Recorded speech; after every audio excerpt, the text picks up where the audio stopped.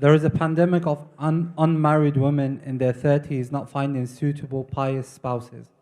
How would you advise communities to tackle this?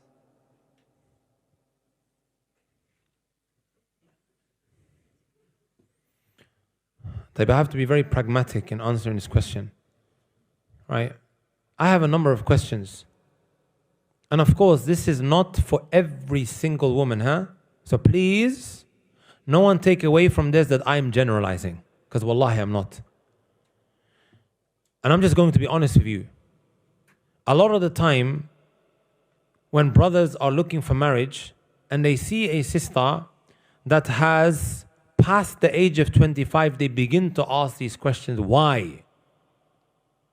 Right? After the age of 25, she hasn't already married. Wallahi, as my sisters, I'm telling you guys how these men think, these men. Right? And we sometimes just have to deal with reality. Sometimes women think a certain way. You just can't change that. And we have to adjust to these variables. Okay, what do we do with this problem that we have? Right? Also, it's not fair to say that all women that have passed the age of 25 or they've reached the age of 30, right, they are feminists. I hear sometimes brothers saying this, and fear Allah. There are a number of reasons as to why sometimes a sister may not necessarily get married, right, after reaching the age of 30 or waiting up until the age of 30. Sometimes a simple qadar. It wasn't decreed for her even though she was actively looking and she was trying to get the right guy. Maybe she's in a locality where most guys over there don't tend to be good individuals. Right? So I advise you, brothers and sisters, mothers and fathers, right, that when a woman now reaches the peak of her beauty, right, and there are studies that have been done with regards to this, that a woman reaches the peak of her beauty between the ages of 18 and 24. Right? Normally at the age of 18 and 24, what are they normally doing? University. Like even when you look at the system, right? The system of society.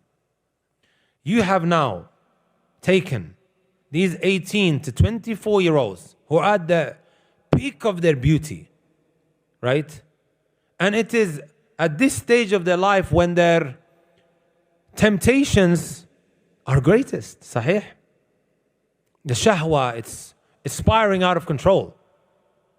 Right? The sexual desire, you've placed them all in one place. What do you think is going to happen? You have your answer. It's honestly something to think about. These are realities, my brothers and my sisters. I know parents, they listen to the videos. What we see on a day-to-day basis may well be something you will never come across. It is horrifying, shocking, what happens in schools. Now it's trickling down to secondary schools. I speak to teachers, they relay information back to me of what some of these youngsters are doing there. Right? It's a different time. It scares the living daylight out of me that I have two daughters that may well grow up in this society. What shall I do? Shall I just sit here and cry about the situation? How many times have sisters come up to me feeling a sense of regret? Wallahi, I wish I got married earlier. If you guys don't believe me, let me find this, right?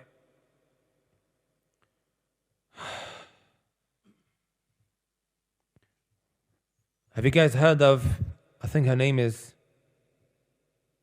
one second.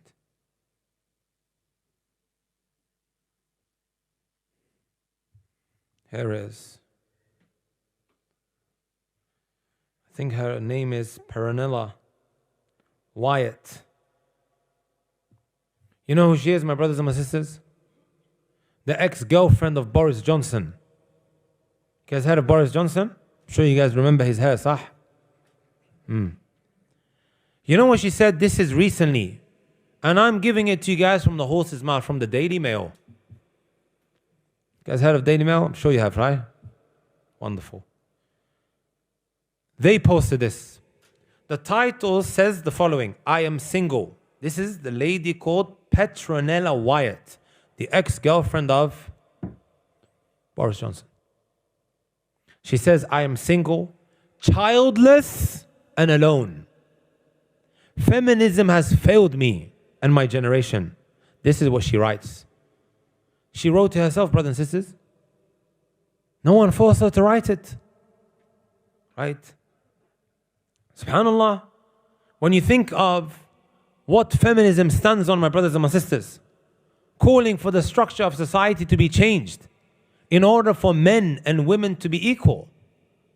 This was unheard of before the 1960s, right? When second wave feminism started becoming so much more widespread, right? And showing opposition to the traditional role that a woman has had throughout history.